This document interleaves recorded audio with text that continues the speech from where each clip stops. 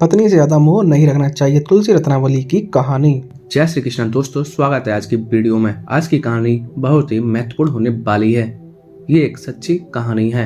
आइए शुरू करते हैं आज की कहानी। भक्ति रस में विभोर तुलसीदास को कौन नहीं जानता। रामचरितमानस में राम के प्रति उनकी अनंत भक्ति को परिलक्षित करता है। हिंदी साहित्य के सिद्ध पुरुष गोस्वामी तुलसीदास का जन्म और जीवन दोनों ही अति रोचक रहा है। सावन मास के शुक्ल पक्ष की सप्तमी तिथि 1554 में उत्तर प्रदेश के राजा रामपुर में गांव में उनका जन्म हुआ था। जन्म के दूसरे ही दिन उनकी माता हुलसी का देहांत हो गया। इसके पश्चात जब उनका जन्म हुआ तो रोने के बजाय उनके मुख से राम नाम निकला था। फिर होना क्या था, उनके घर का नाम ही राम बोला हो गया। माता हुलसी के निधन के बाद चुनिया नाम की दासी ने 5 वर्षों तक राम बोले का पालन किया। इसके बाद चुनिया का भी देहांत हो गया। उनके देहांत के बाद राम बोला एकांत अनाथों जैसा जीवन जीने के लिए मजबूर हो गए। राम बोला को ऐसी स्थिति को देखकर गुरु नरहंदन जी ने राम बोले को अपने साथ अयोध्या ले आए और राम बोले का नाम बदलकर तुलसीदास रख दिया। तुलसीदास जी का विवाह और पत्नी मोह। तुलसीदास का विवाह भारद्वाज गोत्र के दीनबंधु पाठक की पुत्री रत्नावली से सन 1583 में ज्येष्ठ माह में कर दिया गया। रत्नावली बहुत ही सुंदर थी। उनकी सुंदरता आकर्षण से परिपूर्ण थी। तुलसीदास का वैवाहिक जीवन अति खूबसूरत था। वह अपनी पत्नी रत्नावली से बेहद प्रेम और अत्यधिक मोहित थे। तुलसीदास का यह पत्नी प्रेम बहुत ही प्रचलित रहा है। उनका प्रेम ऐसा है कि लोक लाज की तमाम सीमा लांघ चुका था, जहां दुनिया जहान मान मर्यादा का कोई स्थान नहीं था। एक प्रकार से उनका गृहस्थ जीवन पत्नी प्रेम में परिपूर्ण था। तुलसीदास की पत्नी मोह और उससे जुड़ी एक कहानी बेहद ही प्रचलित है।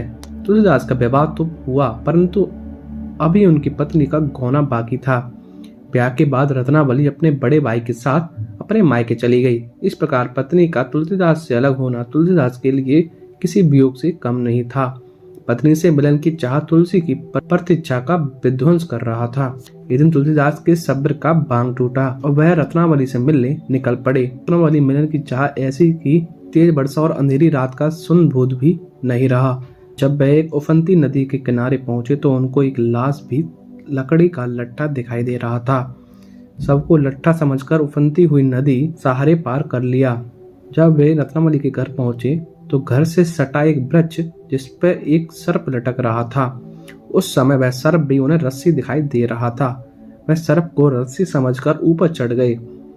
जब वह रत्नावली के कमरे में दाखिल हुए तब उनकी पत्नी उन्हें देखकर लोक लाज की दुहाई देते हुए उन्हें जाने को कहा, परंतु तुलसीदास रत्नावली को अपने साथ चलने को निरंतर आग्रह करते रहे।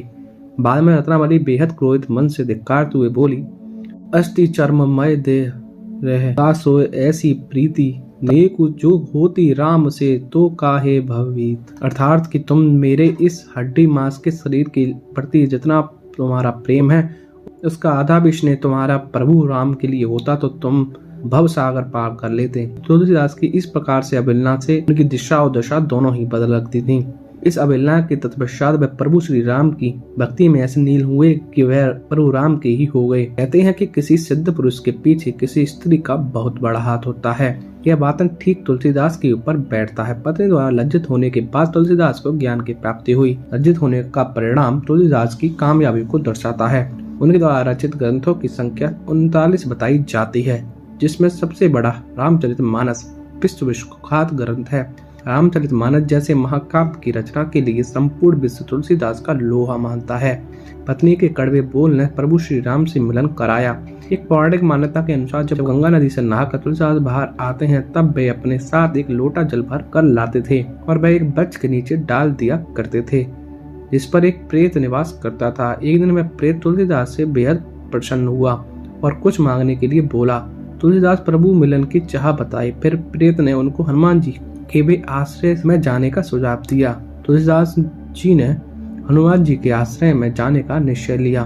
हनुमान जी के आश्रय में जाने के बाद उन्होंने तुलसीदास को साक्षात्कार किया और तुलसीदास को चित्रकूट के घाट पर जाने का मार्गदर्शन दिया। चित्रकूट के घाट पर प्रभु दर्शन का आश्वासन दिया। एक दिन जब तुलसीदास चित्रकूट के घाट पर चंदन घिस रहे थे, तभी प्रभु श्री राम ने अपने दर्शन से अलंकृत किया। यह एक पत्नी के द्वारा लज्जा का परिणाम ही था जो तुलसी को प्रभु से मिलन हुआ। तुलसीदास की पत्नी प्रेम ने प्रभु राम से मिलन कराने का कार्य किया।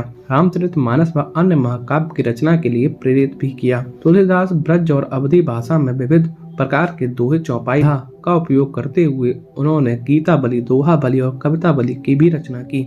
उनकी अन्य महान रचनाओं में भरवे रामायण, पार्वती मंगल, जानकी मंगल, हनुमान चालीसा, संकट मोचन, हनुमान अष्टक की रचनाएं भी हैं। एक स्त्री के कारण मिलने वाली सफलता का प्रमाण देती हैं। नारी को लेकर तुलसीदास जी के विचार। तुलसीदास द्वारा रचित एक दोहा, ढोल गवार शूद्र पशु नारी, सकल ताड़न के अधिकारी। इस दोहे को लेकर अलग चारकों के मतभेद हैं। सकल ताड़न को लेकर कई विद्वान ने मतभेद पढ़ते हैं। कई विद्वान ताड़ना को दया भाव मानते हैं, तो वहीं कई विचारक ताड़ना को कष्ट पीड़ा पहुंचाने से दृष्टि से देखते हैं। नारी के प्रति का विचार अन्य दोहों से भी स्पष्ट होता है। जननी सम जानहि पर नारी, तिन्हि के मन सुर सदन तुम्हारे। अर्थात जो पुरुष अपनी पत्नी के अलावा किसी और स्त्री को अपनी माँ बहन जैसा समझता है, उसके हृदय में प्रभु निवास करते हैं। जो पुरुष अन्य स्त्री के साथ संबंध स्थापित करते हैं, वह पाप के भागी बनते हैं और उससे ईश्वर विमुख हो जाते हैं। धीरज धर्म मित्र अरु नारी, आपत काल पर की हरचारी। इस दोहे का अर्थ है कि धीरज धर्म मित्र पत्नी की परीक्षा विपत्ति काल के समय ही की जाती है। मनुष्य के अच्छे समय में तो हर कोई साथ देता है, परंतु विपत्ति के समय आपके साथ जो है वही आपका सच्चा साथी है। तुलसीदास के इस प्रकार के तमाम दोहे नारी सम्मान को दर्शाता है। तुलसीदास का अंतिम समय भी प्रभु की वंदना में लगा रहा। सन 1623 सावन मास के महीने में वाराणसी के 80 घाट पर गंगा नदी के किनारे उनकी आत्मा परमात्मा में विलीन हो गई। तो दोस्तों, इसलिए हमें अपनी पत्नी से अधिक मोह नहीं करना चाहिए। आज की कहानी आपको कैसी लगी ये हमें कमेंट करके जरूर बताएं।